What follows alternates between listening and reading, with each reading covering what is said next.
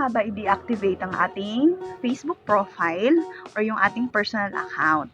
First is, punta lang tayo sa ating Facebook account. And then, tap natin yung tatlong line na to. And scroll down lang natin. At tap natin yung settings and privacy.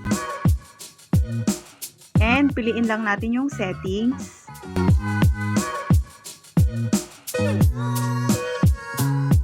And tap natin yung personal details. And piliin ulit natin yung personal details. Tap natin yan. And tap natin yung account, ownership, and control. Ito. So, meron ditong memorialization and deactivation or deletion. So, tap natin yung deactivation or deletion.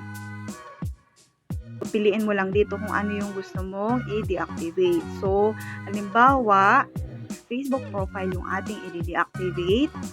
So, tap lang natin yan. And if you want to take a break from Facebook, you can temporarily deactivate this account. If you want to permanently delete your account, let us know. So ako, ano lang naman to, temporarily deactivate lang naman yung gagawin ko. Gusto kong mag-detoxify. Wow! Detoxify.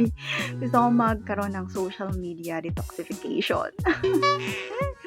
For our health and well-being. Wow, ah.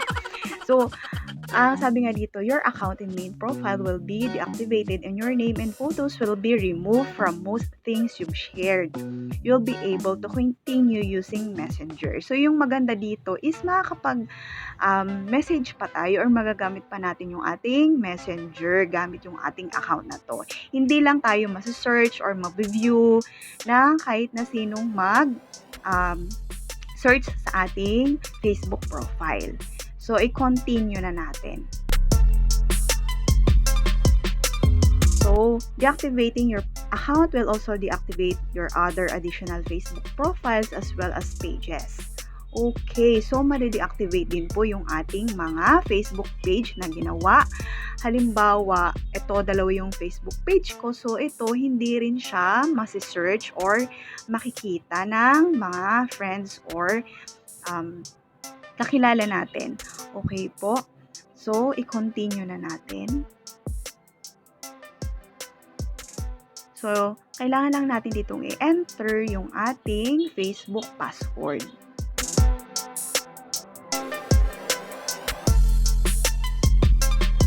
So, makita pa rin naman nila yung pangalan natin sa friends natin. Pero hindi na nila ma-view yung mga photos and yung ating name kapag clinic nila yung ating Facebook account. So, pipili lang tayo dito kung ano yung gusto mong ilagay. So, ako, ang pipiliin ko lang dito is this is temporary, I'll be back. Yan. And, i-continue na natin.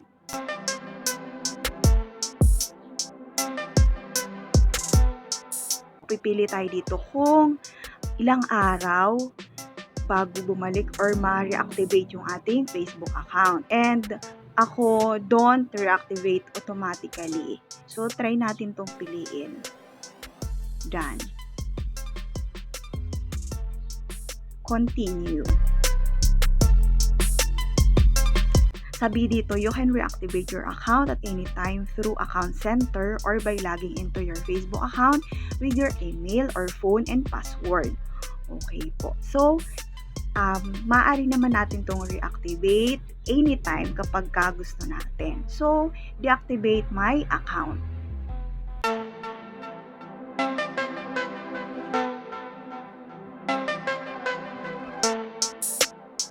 So, deactivate na daw yung aking Facebook account. Living life, every day, late at night, not okay.